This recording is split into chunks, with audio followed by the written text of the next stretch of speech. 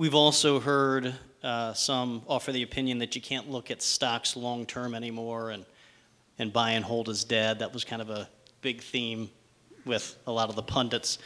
But could you just take a moment and tell us, when you're considering a stock for inclusion in your portfolio, what type of time horizons do you look at, and what kind of expectations do you have for individual stocks that you're recommending or you're buying for the portfolio? Sure. We look at a 5-year time horizon. We're modeling out each of our companies' 5 years worth of results in terms of revenue growth, profit margins, cash generation, putting an appropriate terminal multiple, and using a discount rate to discount the cash flows at an appropriate rate for the risk of that company. But we do everything on a 5-year time horizon, which is I'll say it's based on some other investment firms I've worked with over the years and people I've talked to. That's not necessarily the norm.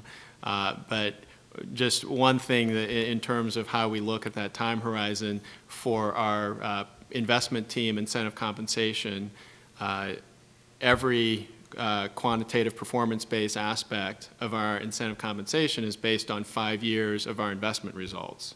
So there's nothing in our incentive compensation goals that's on any time frame shorter than 5 years. So that's how we look at companies, and that's how we look at our investment results. And in terms of just in terms of what we're expecting, what we're trying to get out of a stock, sometimes people ask us, what kind of margin of safety do we require to invest in a stock? And that margin of safety changes. In an environment like today, we're finding it difficult to find a lot of opportunities that have more than a 10 or 15% margin of safety. And if we're using a required rate of return on stocks that might be, say, in the 8 to 12% range, and we have a 10% margin of safety, that means that we're hoping to get, over 5 years, an annual return of maybe 10 to 15% on an investment we make.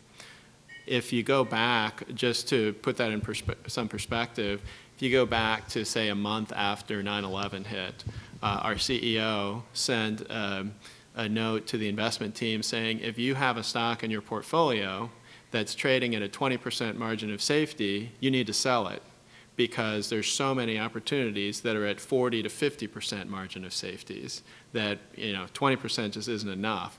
That's more the environment that we had in the first quarter of last year, where there were a lot of opportunities that were at 40 to 50% or higher margins of safety versus our estimate of what the companies were worth.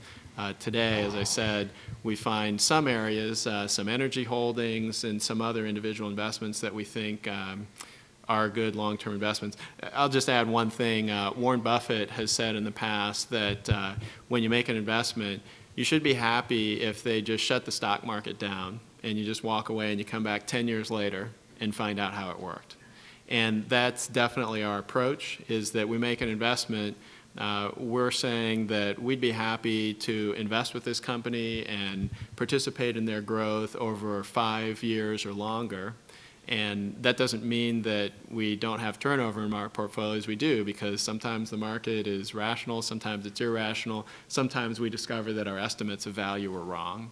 But we try to make every investment viewing it as we may be holding this for 5 or 10 years or longer, and I think we've had some success with that.